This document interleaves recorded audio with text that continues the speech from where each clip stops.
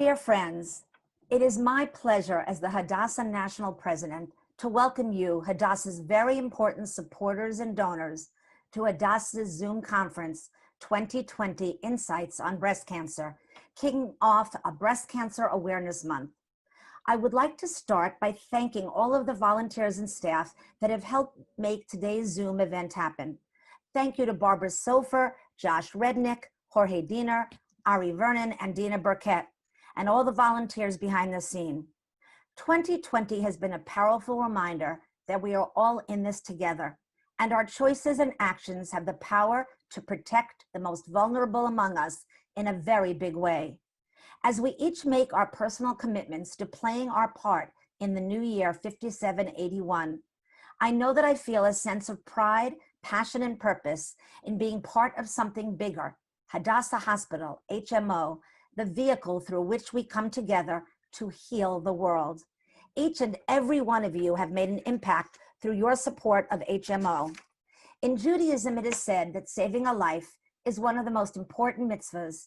We are so fortunate to have with us Hadassah Hospital's gifted team of breast cancer specialists. They are saving lives every day. You will hear insights on diagnosis, genetics, and research. You will also be privileged to hear from 2 Hadassah patients who will tell their personal stories. Before I introduce your first presenter, I have been asked to share with you the following instructions. Number 1, please do not take photos of the Zoom windows or record this Zoom conference out of respect to the privacy of the patients who will be presenting today. Number 2, after all of the presentations are over, if there is time, I will be moderating a question and answer period. Many of you have sent in questions already, and many of those questions will be answered during the presentation. I will only read questions that have not been answered as of yet. I will not read any personal questions. Now it is my pleasure to introduce your first speaker today, Dr. and Professor Beatrice Uziely, who is the head of Oncology Ambulatory Services Unit at the Sharet Institute of Oncology at Hadassah. She is also a clinical senior lecturer, and we are so lucky to have her here today. Dr. Uziely, take it away. Thank you, Rhoda, for your kind words. I would like first to introduce the panel for tonight. Here is tonight, there is your morning. Dr. Kadouri, a senior oncologist and head of genetic cancer services at Oncology. Dr. Maimon, senior oncologist, and Dr. Neta Adler, a plastic surgeon, which works mainly in breast reconstruction. We have also 2 incredible women, which will present them shortly. Please, Ari, can we have the first slide? We are going to discuss genetic testing, new exciting treatments, plastic surgery, and research and personalized medicine, short at the end as the ice on the cake. I would like to present Osnat Kedar, my friend. She is part of Hadassah family. She had her MD, her master and PhD in public health from Hadassah and Hebrew University. Her daughter and son-in-law are young physicians at Hadassah. She also worked at Hadassah for a while. She is now in Switzerland, in Bern, as the wife of the Israeli ambassador to Switzerland. Please, Osnat, we'll be happy to hear your story. The floor is yours. Thanks so much, Professor Uziely. Thanks so much for the Hadassah Women Organization for setting this very important webinar and for inviting me to share my experience. Actually, it's the first time that I openly in public share my story. So here it is. So my breast cancer story starts over more than 25 years ago. My mother was diagnosed with breast cancer at the age of 65. And following that, both me and my sister, who is younger than me, went through routine checkup once a year as being in risk. Unfortunately, 8 years after, at the age of 35, my sister, who is listening to this webinar right now, was also diagnosed with triple negative local breast cancer. As of a young age, she went through genetic tests and was found to be BRCA1 positive.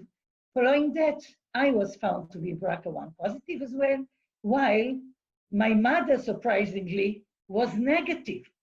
Then the checks showed that our father is positive and we inherited the gene from our father. I was followed very closely and strictly by the protocol of BRCA1 carriers with twice a year follow-up of MRI, mammography, and ultrasound. I did all my checks, my genetic tests, and everything in the Hadassah Hospital. As Professor Uziely said, that's my family and my home, and that's the place where I medically trust. So even when I go abroad, as I'm the wife of a diplomat for all my life, I always come back to do all my checks at Hadassah. So throughout many years, I came back for the checks. All of them were normal. At the age of 46, I took a decision to remove my ovaries as a preventive measure, as recommended for BRCA1 positive, but I could not take the decision, although Professor Uziely really tried to make me do it, to encourage me to do it. I could not take the decision to do double mastectomy and to remove my breast.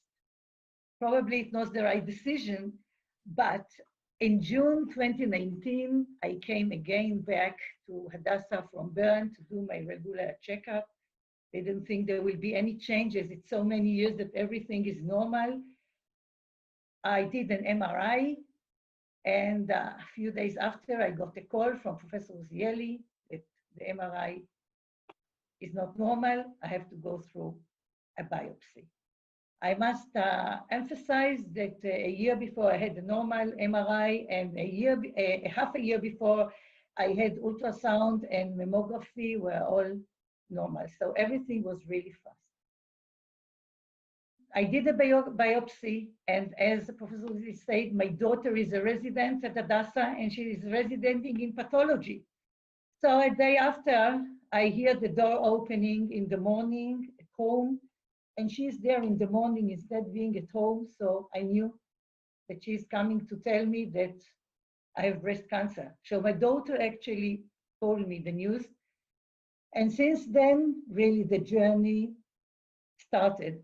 So I was, it is a year ago, it's a little over a year ago, I was 61 and started my breast cancer journey. My protocol for the treatments was decided in Hadassah under the supervision of Professor Uziely and the team. And of course, chemotherapy with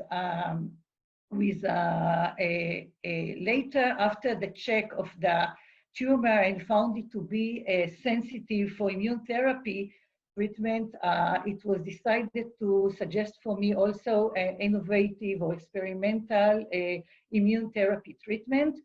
I forgot to say that it was not only triple negative in the breast. I had a wide spread in the lymph nodes.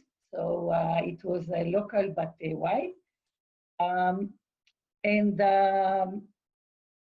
I decided I had to do my chemotherapy in Switzerland because I lived there. So I went and found a local doctor, but the Swiss don't follow the same protocol, and they don't give, for my condition, although there are some trials already about it, they don't give the immune therapy. So again, Professor Uziely came on board and had a talk with my oncologist, and together, after she talked to him, the decision was made that I will follow the Israeli Hadassah protocol and get the treatments in there. So I came back to do my first treatment in Hadassah, so I can be followed there, and there really the side effects started. The first and more important one that I was really worried is the loss of hair. So that's the one I was really, really worried about. And I started losing it. So immediately I was wearing a wig. I could not see myself going out without a wig. I have my formal duties and everything, like outside of home, I was wearing the wig all the time. Then when I started, like the big journey started, and I started getting so much support from my family. Here you can see the countdown chart that my daughter, the medical doctor, she made for me. So it makes me easier to look at the process and the progress of my chemotherapy. Here is the third treatment probably. As soon as I came back from hospital, I took one dot, meaning I'm done with one more step. Also, you know, with this really hard time, so being far from Israel and getting treatments in Switzerland, I got so many visits from family, friends. They stayed with me in the chemotherapy. My husband, of course, supported me all the time. And I did a lot of trips in Switzerland, see the beautiful nature here. You cannot be really, I mean, you have to feel good when you are in these beautiful surroundings in the lake. And so we did a lot of treatments, a lot of trips, and I did a lot of hikings and sports and tried. Actually, I kept routine.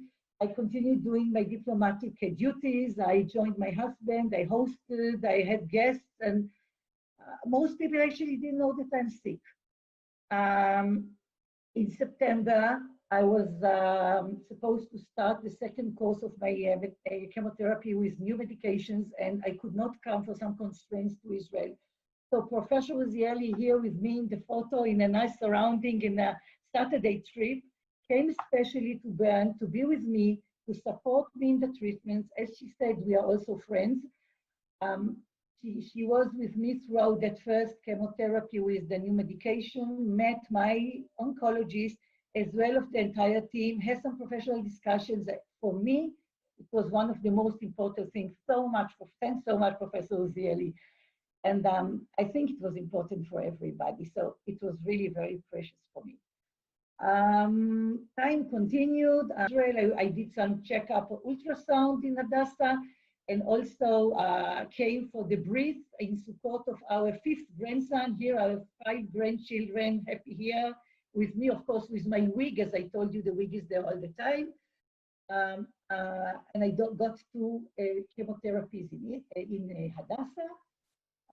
I came again for the surgery to Hadassah. I could not trust here. I really felt Hadassah is my home and my surgery should be done in Hadassah.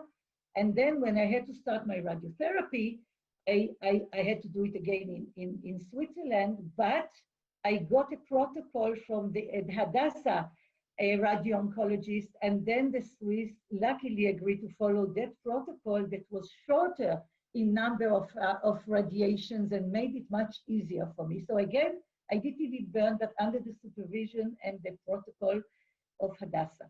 I continued with my immune therapy treatment till the end of May. At that time, slowly, my hair started having some spikes and growing a little bit like a little chick. And at that time, I was thinking, should I already take it? Should I not? I mean, that's where I really show my condition. At one day, I said, okay, that's it. My husband, as you can see here, decided to join me. He did a very short haircut, and that's the day when I took my wig off. And I call it the day when I came out of the closet. That's where, you know, when I went out, some people didn't ask, some asked, some knew, some didn't know, some understood, some didn't, but that was okay already. And I felt more free and more, you know, myself without that wig.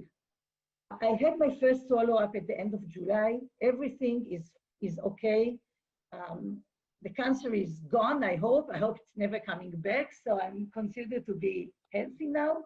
I continue my regular life here. I work here in research in the Untitled Chapter where I was treated in Bern. I teach in the Hebrew University in the Hadassah Hospital. And I'm involved a lot in COVID-19, which came aside to the end of my treatments. Mainly in Israel, I'm part of a team who works on policy, advocacy, and especially I'm involved in the activities towards COVID and education, with meetings in the Knesset, with the Education Committee, and more. So as you can see, life continues. Hair is growing slowly, trying to think what to do with it, but it will never be the same again. The cancer will go side by side. I'll have my tests or my checks every half a year with the fear, but I hope to learn how to live together, I mean aside, and continue my regular life. So thanks so much. That's my story. Thanks for letting me share it with you. And I wish all of us great health with the coronavirus and all the circumstances that are right now connecting the entire world. Thanks so much. Thank you, Osnat. It was fascinating. As I know the story, but everybody now knows also. And Dr. Kadouri, after hearing Osnat's story, can you please tell us more about genetic testing? What are the options for testing and follow-up? Which tests are available? How can we treat people with genetic cancers? Yes. Can I have my first slide, please?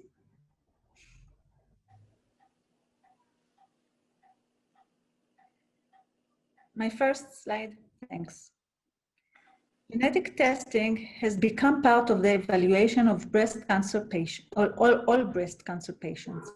Young age at onset, several cases of breast cancer in a family, and also cases of ovarian and pancreatic cancer suggest genetic predisposition. The parent, either the mother or the father, carries one mutated copy, and each child has 50% chance of getting it. Next slide, please. Next slide. BRCA mutations, and especially those of BRCA2, are also associated with elevated risk of pancreatic, prostate, colon cancer, and melanoma. Therefore, men should also be tested for BRCA mutations because they can transfer the mutation to their offsprings, and it has also implication for early detection in men. In the Ashkenazi population, approximately 2.5% of the general population are carriers of BRCA1 and BRCA2 founder mutations. Therefore, testing for all individuals, regardless of personal or family history, should be considered. Next slide, please. In Hadassah, we run a multidisciplinary high-risk clinic, which includes oncologists, radiologists, gynecologists, surgeons, and plastic surgeons.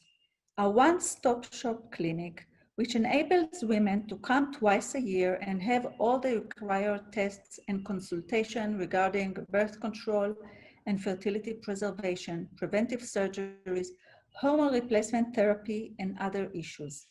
We also have a follow-up program for carrier men. We start follow-up for women at age 25 with yearly alternating breast MRI and ultrasound. For men, we start follow-up at age 35. Thus, this is the recommended age for genetic testing in families with mutations. My youngest BRCA carrier patient was diagnosed at age 20, but this is very rare, and the psychological burden of knowing you are a carrier is high.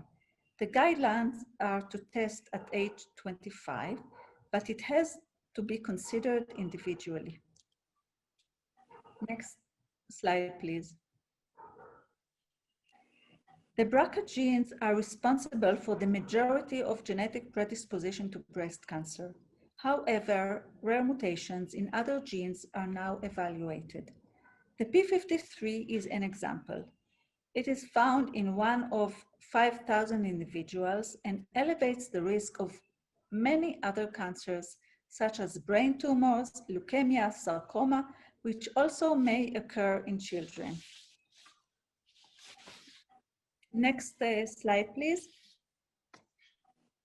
We run many studies that have important implications. For example, we identified and were first to describe a mutation in P53 in Arab families.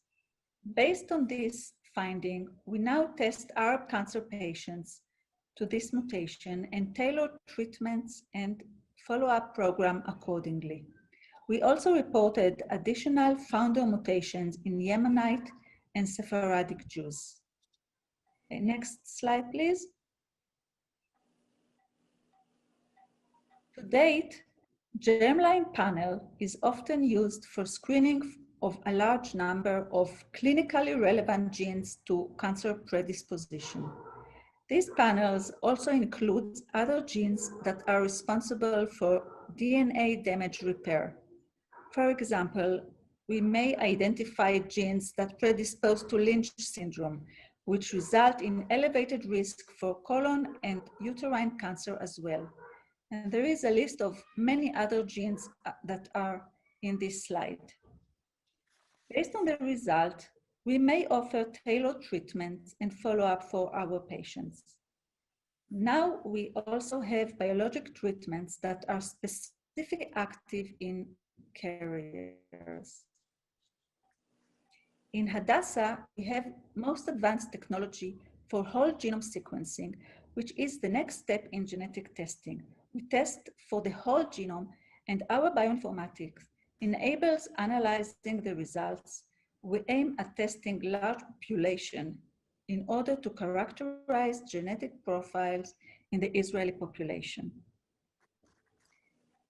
Next, we will see a video of a patient of mine, Aya, which was diagnosed at a very young age, and she will tell us her inspiring story.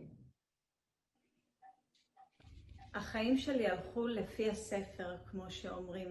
לימודים, צבא, טיול גדול אחרי, חתונה, הריון, לידה וסרטן. בגיל 24 מצאתי את עצמי מתמודדת עם סרטן השד. כשאני כל כך צעירה, ובכלל אימא טריה, עברתי טיפולים, ניתוחים, שינויים חיצוניים ופנימיים בעיקר. בהתחלה היה המון לחץ, מתח, אי ודאות, פחד אפילו, ולאט לאט הבנתי שאין לי מה לעשות עם העובדה שחליתי, אבל יש לי אפשרות לבחור איך להתמודד, אם להישאב לקושי וליפול, או להרים את עצמי, להרים את הראש ולהתמודד. תנחשו במה בחרתי. בהמשך, סרטן השד הפך לגורתי וחזר מספר פעמים בראש. היו המון מכשולים בדרך, המון שינויים, הנשיות שנפגעה, ונאלצתי כל פעם מחדש ללמוד איך להתמודד עם זה, איך להרים לעצמי את המורל ולגרום לעצמי להרגיש הכי טוב שאפשר. גם את הידיעה שהיריון מהווה עבורי סיכון הפכתי לאתגר, ולפני 2.5 נולדה לנו בת שנייה בתהליך פונדקאות מדהים. באוקטובר 2020 אני מציינת 10 שנים לגילוי. אני מגיעה היום אחת ל3 שבועות להדסה עין כרם כדי לקבל את הטיפול שלי. אני מתעוררת בבוקר, מתלבשת, מתגנדרת, מתייפייפת ונוסעת לטיפול יום. מבחינתי זאת מתנה שאני מקבלת. אני מגיעה וצוות הטיפול יום, צוות האחיות מקבל אותי בברכה עם מחמאות רבות והמון אהבה. אני חושבת שהחוויה לגמרי יכלה להיות אחרת לולא היחס המדהים הזה. וזאת ההזדמנות שלי גם להודות לצוות האחיות, לאונקולוגיה ולכל הצוות המטפל על יחס מדהים, על חיבוק אוהב, דאגה ועזרה תמיד תמיד. תודה רבה. אני קוראת היום לכל הנשים באשר הן, בכל הגילאים, לא משנה הסטטוס, נשואה, רווקה, אחרי הריון, לפני הריון, ללכת ולהיבדק, לגשת לרופא משפחה או לכירורג שד, לבצע בדיקה. זה נורא חשוב. לצערי לסרטן שד אין גיל. אני חליתי בגיל 24, כשהמודעות הייתה הרבה פחות ממה שהיא היום. חשוב להיות מודעת לגוף שלך, להקשיב לו, לעשות את הבדיקות שצריך, והלוואי שהבדיקה תהיה לשווא. ולאלו שכן חלו, ולאלו שלצערי עוד יוכלו בעתיד, אני אומרת שיש חיים לצד הסרטן. אפשר להמשיך לחיות, אפשר להמשיך לחלום, לעבוד, להגשים, לגדל ילדים, לחיות חיי שגרה מלאים. יש חיים לצד הסרטן. הכל תלוי בראש שלנו ואיך אנחנו מסתכלים על הדברים ואיך אנחנו מתמודדים. וחשוב לזכור שהחיים הם כאן ועכשיו, לא אתמול ולא מחר. תודה רבה. We doctors are also Is Aya there? Is Aya with us? Maybe she wants to say a word. Aya, את איתנו? Okay, Luna. Hi. We doctors are also empowered by our patients and are grateful for that.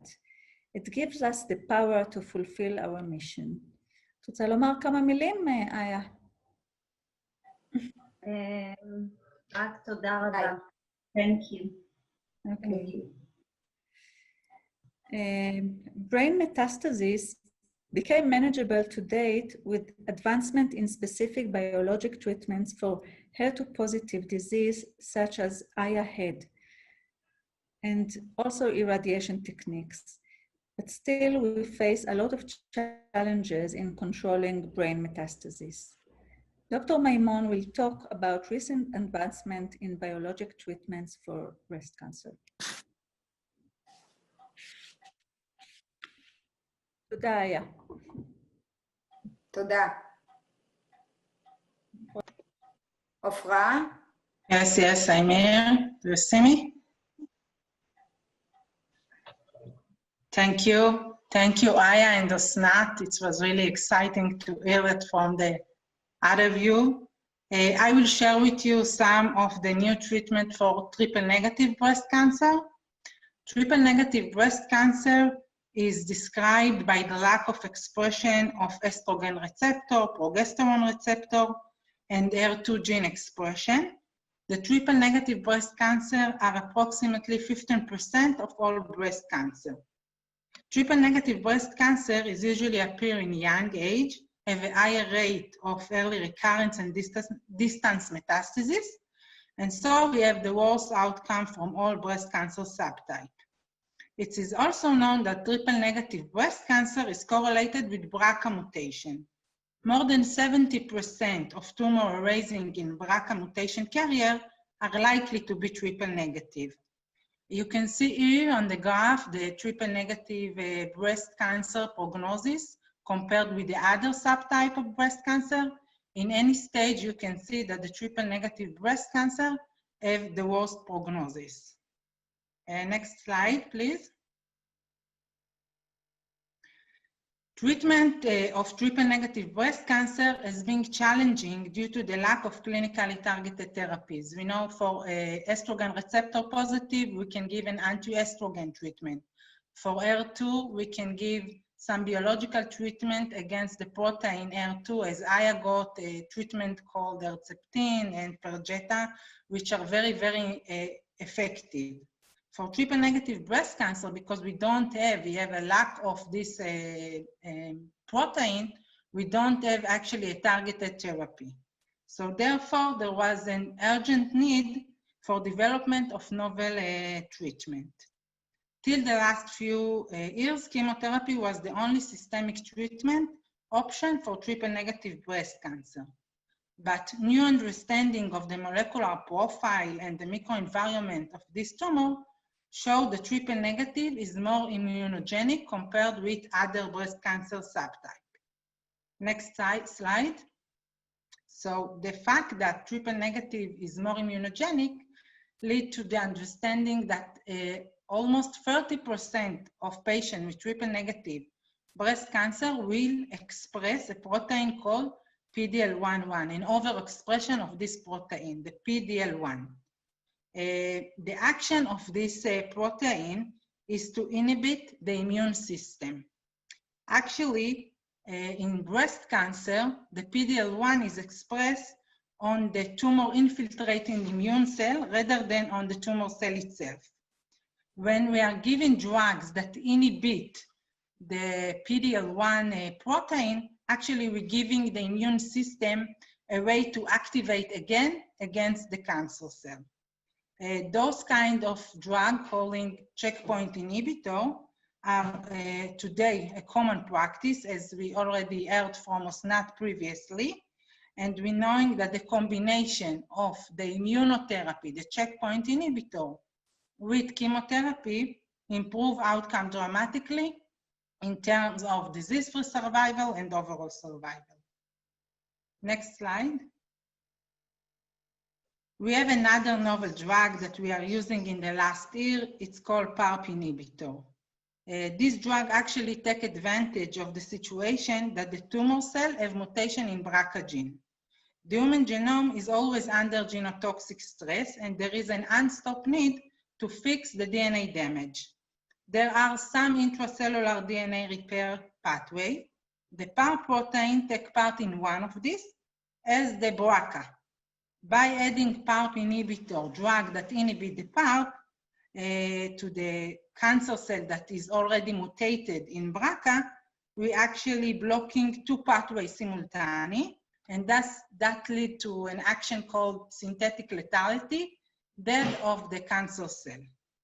So this is the news regarding triple-negative breast cancer, and they are giving us a lot of hope for the next future for this subtype.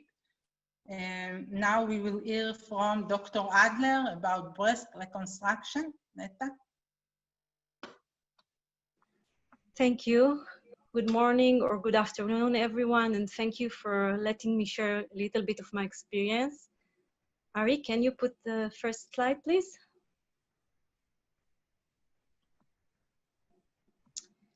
Okay, so what you can see here is a photo of a statue of an Amazon woman. And the legend tells that they used to do right mastectomy to themselves so they can hold better bow and arrow and be better fighters. And the reason that I show this photo is because one of the things that I tell patients that come for consultation, and that it's okay not to do a breast reconstruction. On the other hand, we have one of the most known celebrities who did a bilateral prophylactic mastectomy and breast reconstruction. And I think it's important to realize that each woman should make her own decision after she consulted her oncologist, her breast surgeon, plastic surgeon, her family and friends. And these are some very tough decisions. Next slide, please. So what are the reconstructive options these days? So most of the reconstruction are immediate at the time of mastectomy. However, the reconstruction can be delayed. About 2/3 of the reconstruction worldwide in Israel and United States are silicone implant-based reconstruction, and about 1/3 are autologous-based reconstruction, meaning we take tissue from one part of the body and shape it as a breast. Another evolving area is the participation of plastic surgeon in breast conservation surgery, meaning lumpectomies. Next slide, please. I will go over some examples of each reconstruction. So one stage, immediate reconstruction with silicone implant has become more and more popular. The breast surgeon today is able to remove the breast tissue. However, as opposed to the past, they are able to maintain the skin envelope and sometimes even the nipple and the areola. And me as a plastic surgeon can fill the space that was created with a silicone implant, and we have all kinds of size and shapes of silicone implants. Next slide. This is an example of BRCA positive woman who had prophylactic mastectomy before the surgery and 12 months after the surgery. As you can see, we were able to maintain her own skin and nipple and areola, and the scar is well hidden at the inframammary fold. Next slide. Because of the time limit, I will not be able to talk about all the complications. And of course, there can be complications like any other surgery. But I would like to focus specifically on two things because there was a lot of media noise recently regarding them. The first one, it's ALCL. This is anaplastic large cell lymphoma. And this is a very rare kind of lymphoma. However, it is directly related to the tissues around implants, and more specifically to implants that have a textured surface.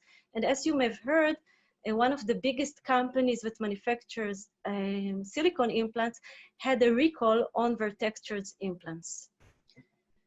Another thing is autoimmune disease, and I put question marks because there's no really medical based evidence that this is true. However, if you open the Facebook and the internet, you see a large group of women that tell us that they think that their breast implants cause them to feel symptoms like brain fog, headaches, fatigue, muscle ache. And I think it's hard to ignore it, and we should definitely look more into it in the future. Next slide, please. A completely different group of reconstruction is autologist-based. Next slide.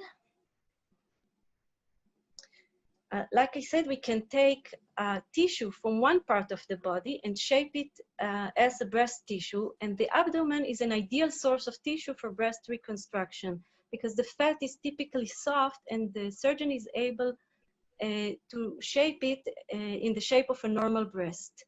You can see here a woman after mastectomy and radiation therapy and reconstruction from her abdominal tissue.